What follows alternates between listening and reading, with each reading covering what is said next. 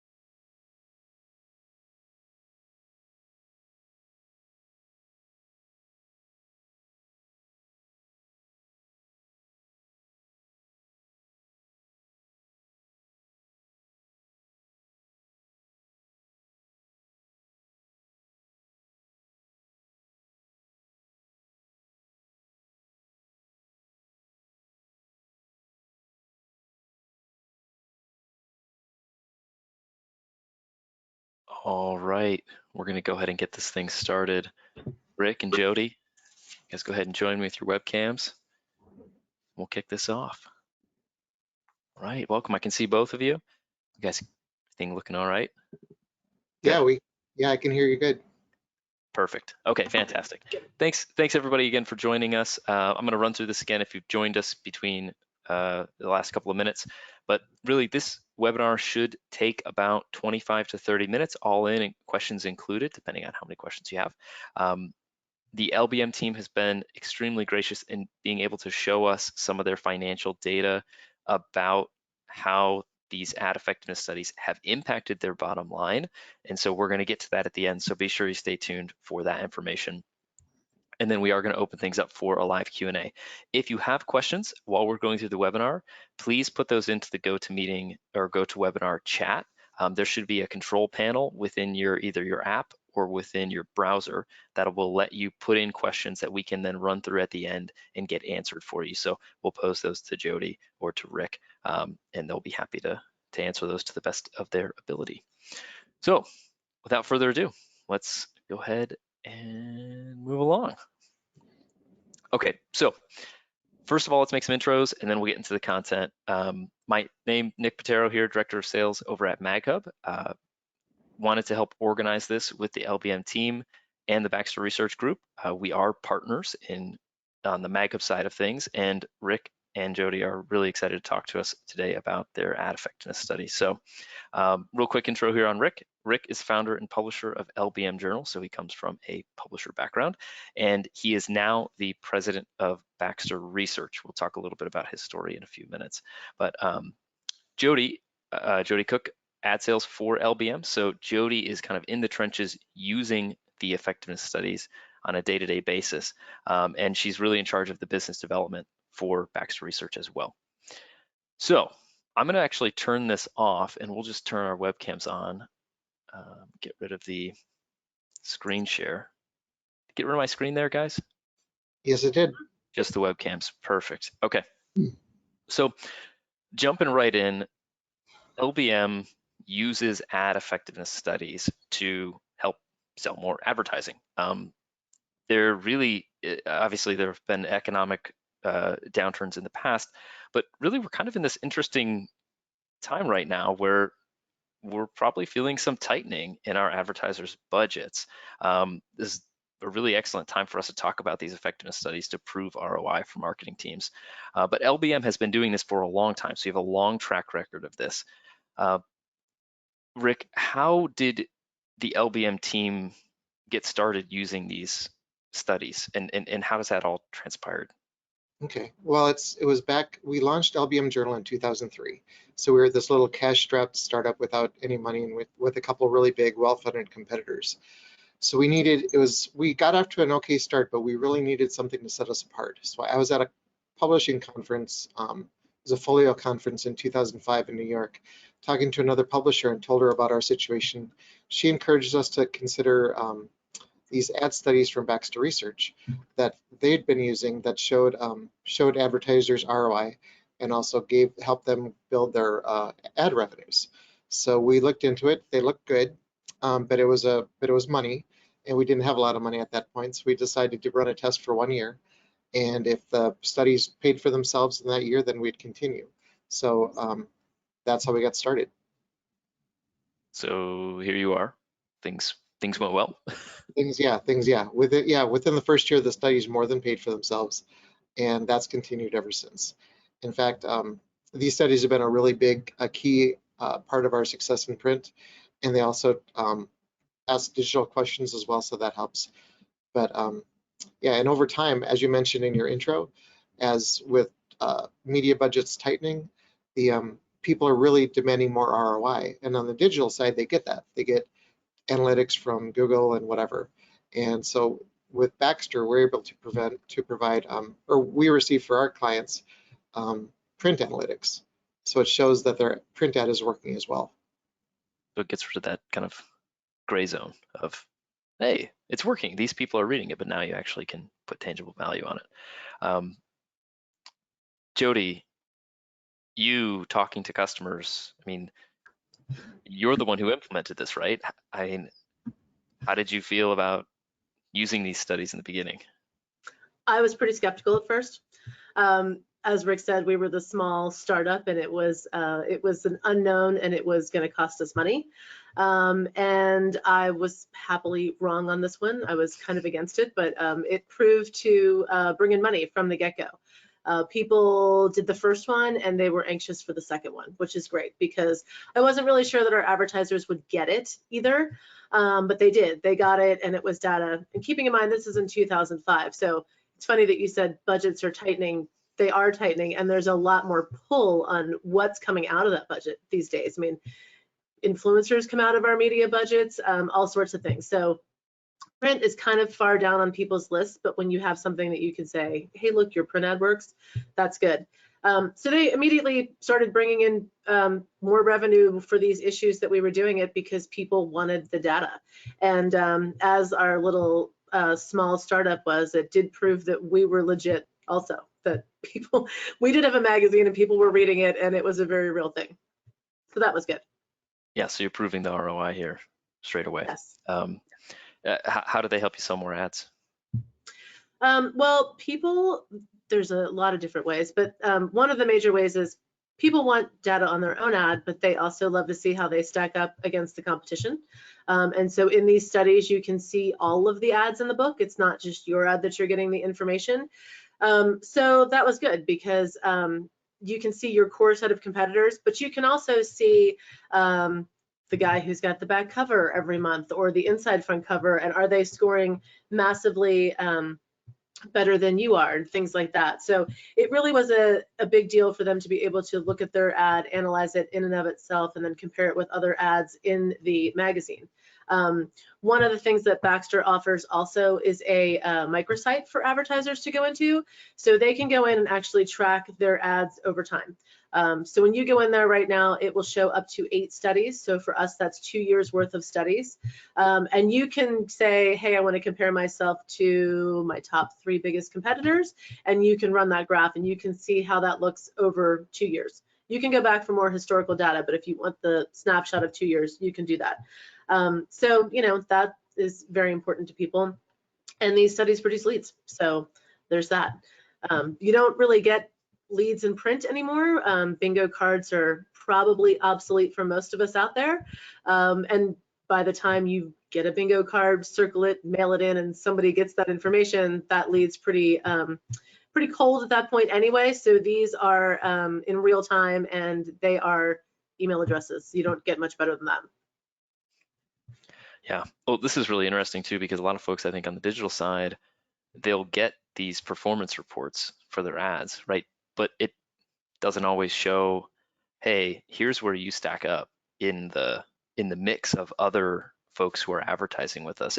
Maybe some folks are doing that, but even if someone isn't using, say, a Baxter product, that could be something that would help them deliver more information to their customers about their campaigns.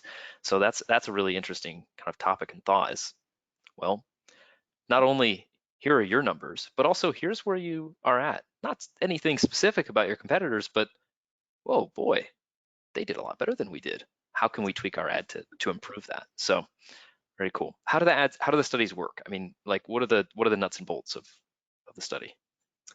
So we work with people. You would give us a sample from your email subscriber list, and we would take a sample from that sample, and we would send out a bunch of questions via email. All of the study goes out via email, and it is an aided recall. So we do give a little thumbnail of the ad that we're talking about, just to say, remember this, and then we ask them a bunch of questions. It's a full range of questions, ranging from, did you see it, did you read it, did you like it, type stuff, to getting into the nitty gritty of what did you do after you saw the ads. And Baxter then takes those questions and makes it into like a static and an active buying action.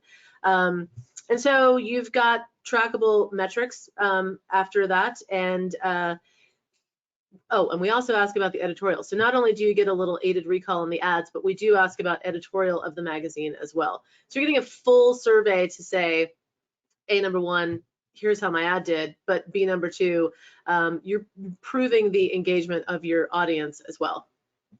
So we send these out to the field. They've got a couple of weeks to answer. If we don't get enough responses from the first send, we will take another sample from your sample and send out more until we get the proper number of responses. So Jody, you're in the field. What's your favorite feature? I mean, what really, when people see it, is that what gives them that aha moment? Well, leads are the obvious one, but the buying actions are really an important part of this, because if I get a bunch of results that say, okay, 15% of my readership went to your website after seeing your print ad. If you take that with your circulation number, that's 6,000 people for me.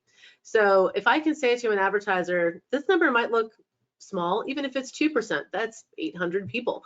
So even if that number looks small, when you do the math on what that means for your circulation list, that can be a really big deal. And it's showing that people, I'm not telling you people did it, they're telling you that they did it. So it has nothing to do with me telling you how great I am. It has nothing to do with that. So my favorite feature is it's third-party verified, but it is also, you know, you can seriously show some math there to say, look, this audience is totally engaged and reading your message. Yeah, I think we've all, yeah, I think we've all been there, especially on the other side of that commission breath, right? The reps, oh, we're the greatest, we're the best, we're this and that and everything. Well, now you actually have proof, and it's not you telling them, it's someone else saying, hey, I'm not, this is what it is, here you go. Exactly. Very cool. And there are verbatim comments with these, so it's literally in the words of someone else. It's not just me saying, hey, this ad didn't really work. If you go through your verbatim comments and 50 people go, I don't like your ad, it's not me telling you that. Right. So Rick, looking through the LBM lens, putting your publisher hat on, yeah, how does this set you apart from some of the groups that you're competing with? I know in the beginning you mentioned that you're a bootstrap startup, right? So there's that, but what else? You know, well, first of all, the with Baxter, one of the things that immediately attracted me to it was if we agreed to do quarterly studies, so the 4 studies a year, we'd have an exclusive. So none of our direct competitors could have this. And that's something we'd really been battling with, because we'd come up with something really clever and really innovative and effective, and then they would just steal it and just copy it. So it's like, okay, well, this is something they can't have.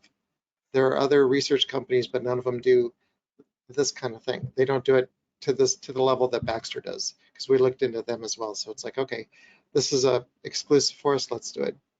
But the other thing is it just shows, it lets them track the effectiveness of their ads over time. It's all the stuff Jody was saying. The company was started by a guy who was an ad salesperson, and and this is back in the 80s, it was all print.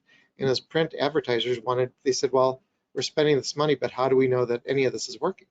So he created this program. He's a computer guy as well. So he built this out, and the whole thing was to help advertisers see ROI for their advertising.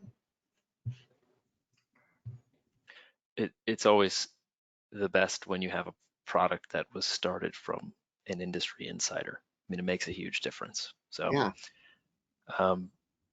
So Jody, why do you think advertisers specifically, like these studies so much? And maybe, so we kind of mentioned it earlier, maybe you could frame this in the lens of, with marketing budgets tightening, with folks looking at where do we cut costs if we have to, well, why do folks like this so much, especially on the print side of things where ROI was kind of tougher to track?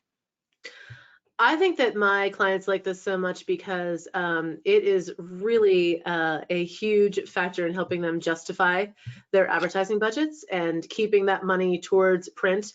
I mean, that helps us with our brand in general, because we're always gonna try to get them to have an integrated package, but really showing that we take the time to invest in things like this, to give them data, to help them meet the KPIs that they have to reach on their side, is really, really helpful for them.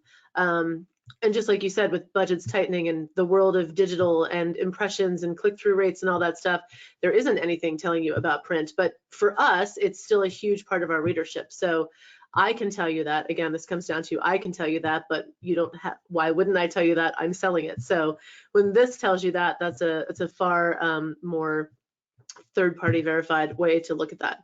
And you don't know what you don't know. So advertisers may think they have a really great campaign, and you never know how people are going to feel about that. But if you get the feedback saying, hey, you were totally right, this is a great campaign, then that's a good thing for those marketing managers. Yeah, so what happens if they don't like what they see? It's actually really good news. This has happened, and I have no issue calling somebody to say, hey, look, we did this study and your ad is not resonating with our audience. And it gives them a chance to change it. We had an example a few years ago where there was an image on one of the ads, and it happened to be a scantily clad woman on a deck. And we were predominantly male industry, and they thought that this was going to go over really well, and it did not at all. And so it was a chance for us to call and say, this is a big mistake for you.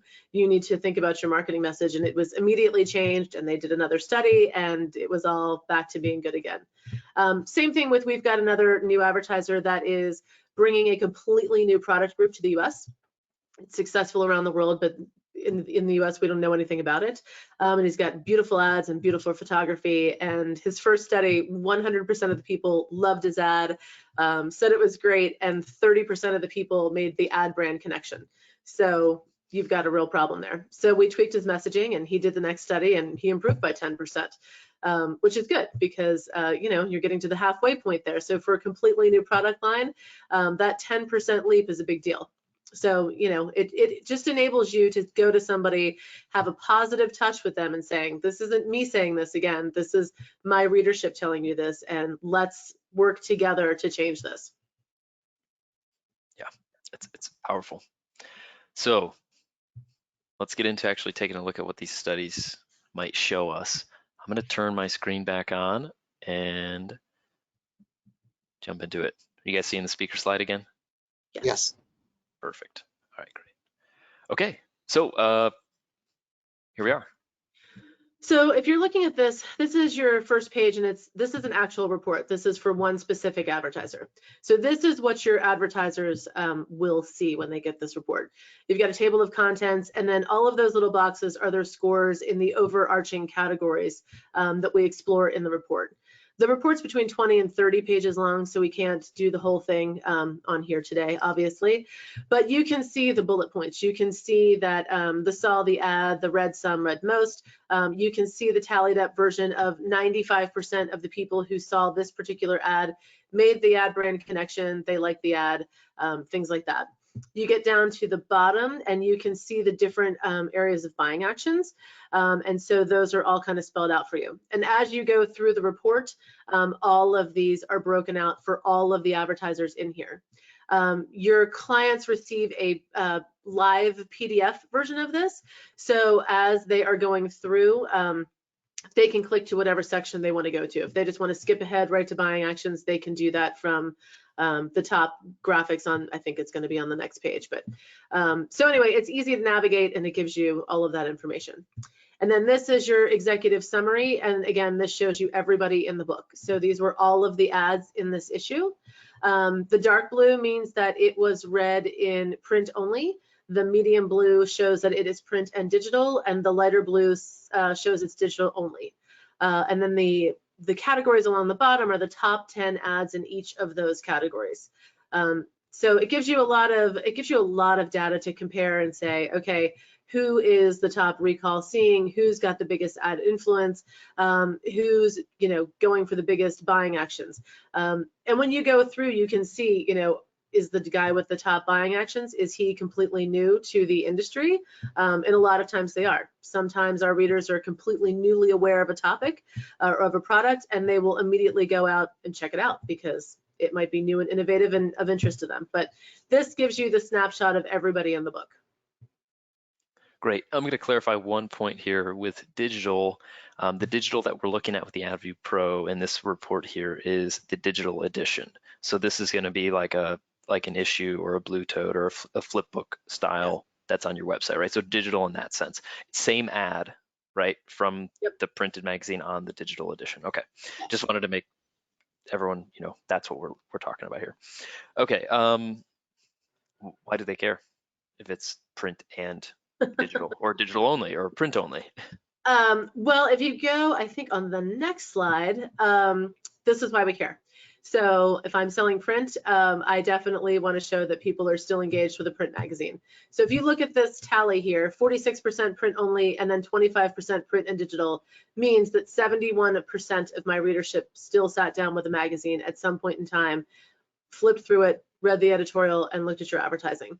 So if you were going to do a digital only schedule because you think print is dead, you're only really going to be hitting 29% of my audience. So you're missing the majority of the readership when you do something like that. So that's why that piece is important there.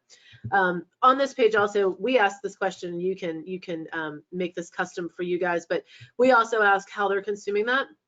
Are they looking at things on a smartphone, or are they on their desktop and things like that? So depending on your industry, that kind of information can be asked of your audience as well. This also feels really nice to have for strategic planning from a publisher's perspective, right? Where do we need to invest? Yeah. Actually, we have a kind of an interesting story about this specific page. So back in 2008, we'd been in business for 5 years and things were going well. And one of our competitors, the biggest competitor, announced a big strategic shift that they were going to be digital first and everything, and print was going to come second. So I just thought that's interesting because I know in some industries like tech and other things, digital's way, print has been dead for a while, right? But in our industry, which is lumber and building materials, it's an older demographic and they still like print. So I thought, I wonder if they know something I don't. And then I went to my Baxter study, and it turned out that back then, the print score was a lot higher. It was about 90% preferred print. So we just decided, so they were doing digital first, so we stuck with print, or with customer first is what we called it. And that company doesn't exist anymore. And back then they were a beast. They were very, very big. So wow. It's interesting to just look at the data and follow what your readers say. Yeah, wow, It's a powerful story. Yeah, do your research before you make a big change like that. Mhm. Jody, I think you had a few more comments about this page, the editorial. Yeah, so this is just a look at the editorial. And again, the bar graph shows you the same thing. Did you read it in print and digital, or digital only? And this is looking at our editorial features. So these are our columnists, our in-depth articles, all of the highlights of the magazine. And so between this slide and the last slide, these are two really important slides because number one, it shows the percentage reading it in print. But number two, all of these are showing that people actually do read the magazine. And since we do these studies 4 times per year, you get a really great snapshot at the fact that these numbers don't really waver very much for us. And if they do, we certainly do something about it. We'll change the editorial or look at the columnist or something to that effect. But basically, it is just showing over and over again that our readers are definitely engaged with what is going on with our brand, which you cannot prove enough these days. Yeah. Great information to have. And most of this is usually publisher facing, right? You don't usually turn this around and give it to an advertiser. Oh, this is included in, yeah, this is included in your full report. And we share all of this information because, again, it's just showing that, you know, this isn't just an aided recall with ads and did they really pay attention? This is absolutely part of the study as well. And we're happily willing to say, hey, look, they read all of our stuff too. So this is a conscious decision to sit down, learn from a trade magazine, make decisions based on what you have read in there, including checking out new products and services that people might be offering. Excellent. All right. So Rick, how do you promote these studies to your customers? What does the rollout look like? Yeah. We play it up really big in our media kit now. I think the next slide shows, yeah. So that's the first page of our media kit that we say free to advertisers. So this is something we get asked often. Is this something we charge people for the studies? And we don't. It's free as long as they do I believe it's a half page ad or larger, or a third of a page, Jody? Yeah. Okay. I think we lowered it to a third of a page, but yes. Okay, so if they do a third of a page national ad, they get a study for free, their ad study for free. But so we really play this up, and we play up the whole print advertising analytics, because that's kind of that doesn't make sense to really, because people are used to digital advertising analytics, but not print. So it gives us, Jody and Michelle, something to talk about. Absolutely. And then the next page this is our editorial calendar. So we highlight the 4 issues that we study every year. And there's companies with media budgets tightening and people wanting more data for all of the ads that they place. There are companies that come and say, well, okay, I want to do, we need data, the print is still working for us. So we want to do for sure the 4 ad study issues. So those are consistently very strong. And then the other ones, they kind of pick and choose. Some people do, the really, really smart ones do every issue, of course, but they're kind of shrinking. So it's the quarterly ad studies are really, really powerful. And that's it. Yeah, so we promised folks that we'd get to actually taking a look at some numbers here. So this is where I think the rubber really meets the road, is that you've heard, Jody and Rick say, hey, this is a big deal for us. We make more money by offering these types of things, but I think everybody's going to be pretty surprised by the numbers that we're about to show. So, Rick. Okay, so this is a 12-year comparison, just average print issue revenue. And from starting in 2011, so the blue bars are the ad study issues average, and the yellow bars are non-ad study issue averages. So back then, 2011, the average ad study issues revenue was $118,000. A non-ad study was $106,000. So even in one issue, the difference back then was $12,000, and back then these studies cost us, I think, $9,000 a year. So in one issue, the studies paid for themselves. So, and then just over time, you can see how the difference, how it's grown and how it's changed. The last 3, I think, are really interesting. If you can go to the next slide, okay. So this is from 2020, 2021, and 2022. In the last full year, 2021, ad study issues averaged almost $160,000 of revenue. non-ad study were 107,000. So each ad study issue is averaging 50,000 more, and times 4, that was over $200,000 a year of additional revenue we're getting for studies that cost us under $15,000. So when and I know what your next question is going to be is this why you bought the company? And as a matter of fact, it is, because we didn't know these numbers until I got a call from the owner of Baxter Research in the spring of 2020 telling me that he was going to retire and close down the business. So I knew it was bad, but I didn't know how bad. So I pulled a report. I would pull this report so I could see what kind of a difference it made. I was like, okay, this is a big difference. And I talked to my sales team, and they just said that they're familiar with the other ad studies out there, and they don't do what these do. So we can't let them go away. So I went back to Bob and said, okay, well, can we bring the studies in-house? And he said, no, there's too much involved. There's a team, there's a staff, full-time people. So the only way for me to keep them going would be to buy the company. And as a little publisher, I had really no interest in becoming a research, owner of a research company. But when we looked at the math and did the math and talked to Bob about what that would look like to buy the company, we couldn't not buy it. So here we are. And the fact is that Bob had built the company based on word of mouth only, so there's never any marketing. And that's what we're changing now. I mean, while we were just a client, I would tell other publishers about that this was something that really worked for us. And those publishers are now our clients on the Baxter side. So it's been interesting how it's all worked out. Yeah. Before we get to the last slide here, I have just like a brief question. You have ad studies and non-ad studies. Mm-hmm. Would you, you're doing 4 ad studies a year. Right. Have you thought about doing more? Have you thought about doing every issue as a study, or is that maybe overkill? Folks don't want that, or I don't know, just curious. Yeah, that's a really, really good question. And we have thought about it, but the studies are really extensive. There are lots and lots of questions. They take quite a bit of time. And that was actually something I was concerned about at first was, are people gonna take the time to sit down and complete the survey? And because if enough people don't, then you don't have a study. But we had no problem at all, which was great. But I think that if we did it more, I'd be worried about fatiguing them.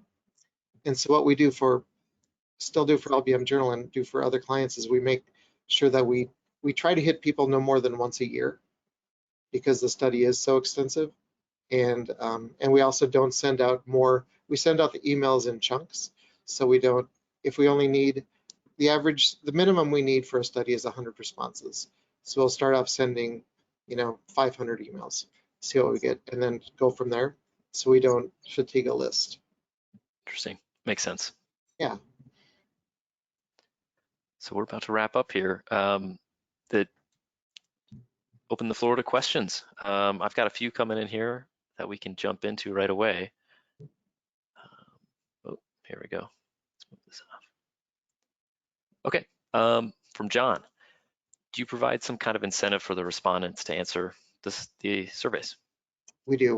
We do so across for all studies, we enter people into a drawing for a $100 Amazon gift card. I think we give away 10 of those a year, but that's across all titles, so it's a pretty small incentive.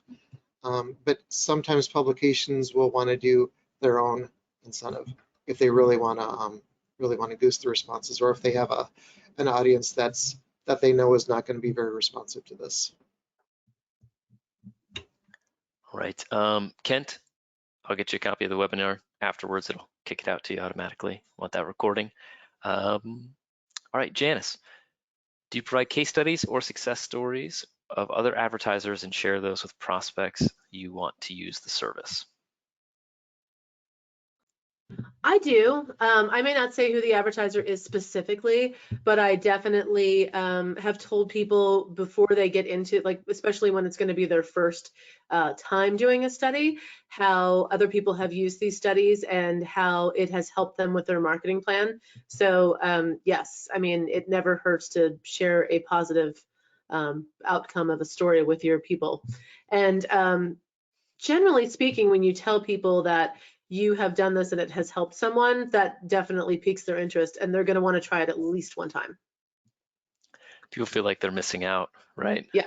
Oh, my competitor is doing this. Oh, maybe I should be doing that too, right? And without giving every detail and specific away, right? That's not ethical to do, but at least, you know, get them a little interested. I think that's a great idea. FOMO is a big motivator. Yeah.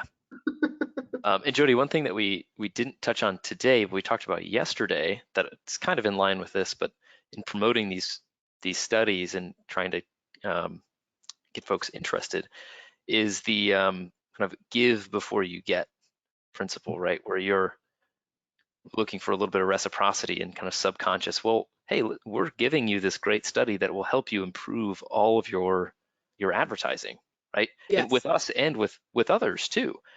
And you get it if you advertise with us. And then they'll want to likely spend more with you. As a quick sidebar on that, you know, I've used these in the day and age of everyone wanting added value to their advertising package as well. This is a great way for advertising salespeople to say, you're getting X number of dollars per year in free advertising studies and data on your print ads if you sign up for these 4 issues. And I definitely use it heavily because you know, people want a lot of stuff, and our digital offerings are pretty successful, so we try to not give away a whole lot of them. So this is a great way to easily say that you've got some really great added value for your clients. Pivot to something that you're already doing, right? Yeah. That is absolutely an added value, but pivot away from the discount. Yeah. Exactly. Makes sense. All right. Okay, another question from John. Out of the email subscribers I provide you, how many do you need to get a statistically valid sample for your survey? I think you answered that 100. Yes. You know, Okay. and actually this statistically valid thing, the studies, these aren't necessarily statistically valid, they're projectable. What's the wording, Jody? That's a really big question for right now. It's a trackable metrics. It's a good snapshot of your audience. So you wouldn't be able to say it's statistically valid, but it is a good enough snapshot of your audience to say that it is real enough data. Yeah, and the 100, I talked with Bob about this when I bought the company, and that 100 floor, that's pretty well accepted in media research. And if companies want to do more, if they want more responses, and we do have some clients who want 200 or 300 responses, that's fine. As long as their audiences are responsive enough, we'll keep going. Great. Okay, from Janice here. Are the issues you select for the studies non-show issues, or are the issues you select slower ad buy issues? Do you select the issues in any particular way? I think it's... No, we just did it so that it was quarterly, and we don't really have any show issues for us. We're not in a channel that does that kind of thing. We do have one issue that is our annual conference issue, and it is one of the issues that we choose, but that's a completely separate world for us than these issues. They were just basically one a quarter, and we didn't start with January. So we do February, April, July, and October because it was enough time between each one, and it was around holidays. Yep. Makes sense. All right, another one from Janice here. If you do less than 4 studies a year, how is the success? It's Jody. You're going to get the same results. So it's successful if you do 1 or if you do 4. We just started off doing 4 and have kept doing 4 because our advertisers are kind of dependent on that quarterly information. It depends on how frequent your magazine comes out. You know, you can do 1 or 2 studies a year. You can make it your show issue because it's bigger, or you can make it your smaller issues because they're not. We've had plenty of clients do it all sorts of ways. So it doesn't really affect your results at all if you're doing it more than 4 times a year or not. Either way, you're going to get the same kind of information. And the reason it was set up as quarterly initially was because once the people there's a little bit of a delay once the study is done before they get to see the results. So when they're looking at the results, that's often when they're making their ad buys for the next issue. So it worked out to be, so each issue promotes when the next study is for your advertisers. So, and the only thing the 4 gives you is the exclusivity of we're not going to work with any of your head-to-head competitors, but otherwise the data you get is exactly the same. What percentage of the circulation do you survey? It depends on how big your list is. So our list is pretty large. We'd love to have a number like 12,000 to choose from, and we would say, okay, if you've got 12,000, give us every fourth, and then when we have every fourth, we're going to take every third. So we're constantly chopping that list up. We recently had a client who has a much smaller email list, but their audience can't wait to tell us what they think about things. So we take a much smaller number and send it out and immediately get the responses on that. So it just depends. Again, we're going to try to not fatigue your list. The whole goal is to make sure that no one answers this survey more than once a year. Great. All right, question from Kevin. What is your circulation for LBM? Our print circulation is 40,000. Okay. And then he said, how many average response do you get from these studies? I think it all kind of depends what we've discussed. We cut it off right at about, once we get over 100, we cut it off, and we stop sending. So I also want to point something out too, that just to make sure that the people doing the surveys don't get too fatigued, we tend to have bigger issues for the issues that we survey. And so we do divide the book in half. So we are looking for 200 respondents. We randomly cut those ads in half. And so half the people being surveyed do half the ads. The other half of the people doing the survey do the other half of the ads. All of them answer the editorial questions. So if you look at one of my surveys, the ad answers are based on 100 respondents, and all of my editorial is based on 200 respondents. We don't want anybody getting tired halfway through the survey and going, this is too long. So that's why we cut it off. Break it up a little bit. Yeah. Okay. Have you seen that number increase or decrease over the years? Pretty consistently at about 100. yeah, and the size of our email list is growing pretty significantly. We've been working with Eric Schanfeld on the digital side for about 3 years, and we've really ramped up our digital offerings. And it's so yeah, our email list is growing. So people are probably doing it maybe once every 2 years, the study. Great. Okay. Janice is curious to see the microsites. Is that something that we could get into today? Or Rick, Jody, would you be willing to maybe provide me with a screenshot of what that might look like so I can send it out to the group afterwards? Yes, we'll get you a screenshot. And if anybody wants to, obviously, if they want to do a little demo and get into that with the person who does all of that, we can easily make that happen also. Yeah. Great. And just so you know too, we're publishers first, so we would like to help other publishers. So this is not a hard sell thing. This is something where if this is going to help you make money, then like it did for us, then that's awesome. Then let's help you make more money. Great. Yeah, like everybody likes that. Okay. I also want to point out really quickly too, on that microsite, it is in the process of being redeveloped. So we will get you a screenshot of what it looks like now, and we'll get you a screenshot of what it will look like, hopefully by January 1st. It'll be far more interactive and have a lot more going on. Great. All right, question from Manny. What industry do you find is most consistently, has the most engagement? Like from the Baxter side of things, do you see, I don't know about specific industry, but maybe you could say B2B or B2C or niche or enthusiast. Have you seen any group that really is just like always raising their hand to give you feedback? You know, I think the combination of B2C and niche enthusiasts, because those readers are, they're very passionate. And the one example Jody was giving, it's this beautiful magazine, regional publication in Missouri, and yeah, there are people just they love getting it. So when they get it, they read through it, they want to share their insights. And with B2B, a lot of it is it's a harder audience, you know, but the B2C has been really surprising. That's actually a fairly new category for us, and it's kind of shocking how responsive they are. A good shock. Yeah.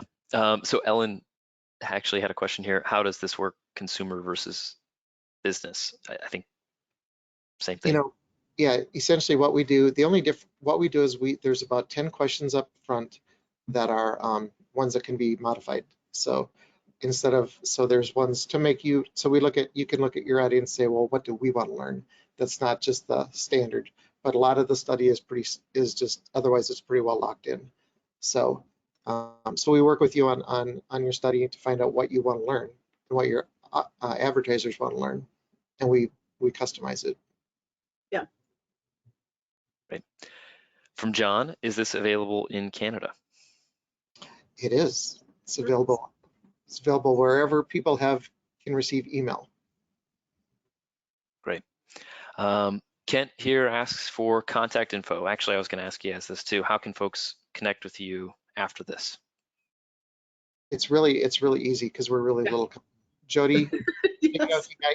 at brc.com, Rick at brc.com. Yeah. There you go. Yep. All right. Let's go. Got a lot of questions, guys. This is great. Jody, Rick, we're still good to keep going. I'm Sure. happy to, yeah, get through the list here. Okay. Okay. From Janice, do you give an award to advertisers who score the highest in each category? We do it. Yes. I can leave for a minute. I'll grab one. Okay. Yes, and I just want to point out that this is a really great positive touch, especially, I mean, marketing managers love getting it, but agencies also love to hang awards in their lobbies, which we all know. Here's an example of one. This is for, so they're really nice plaques. Yeah. This is actually an older one. They've been updated since then, but it's still, I mean, it's good quality. So that's for the #1 scoring ad. And then for the next 6 top scoring ads, they get science certificates that are printed on really thick glossy paper. And when we go out and visit advertisers and agencies, it's fun to see those on the wall. And we send out a letter with them that say, we had one advertiser say, well, is this just like he thought it was like we send those to everybody who advertises, like it's a participation award, for little kids who play soccer. But it's not. It's like it was actually real. And so we came up with a letter that explains, here's why you're getting this, and this is a real thing. So it's kind of fun. That's great, and that's with LBM, right? Yeah. That's how you kind of gamify it almost. That's actually a Baxter thing. That's the Baxter thing, yeah. That's a Baxter thing. Yeah, all Baxter clients get that. That's all automatic. That's all built into the pricing. Yeah. That's awesome. Wow. Even less work for a publisher. Yeah. All right. Kent, I love the idea of upselling the issues selected for study participation. Not a question, but great comment. All right. I think we do have a question here again from Kent. What percentage of the digital edition downloaded 165,000 times would be suitable for a survey?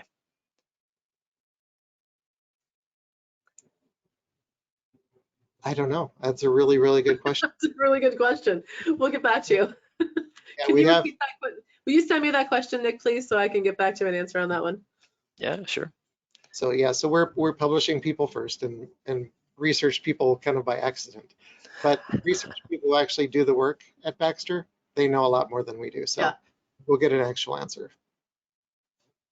Great. All right. Get the question answered. From Janice here, do you use any of your findings to help with annual ed plans? We do, yeah. We look to see, we watch, like Jody said, we watch to see what people are reading and what they're not reading.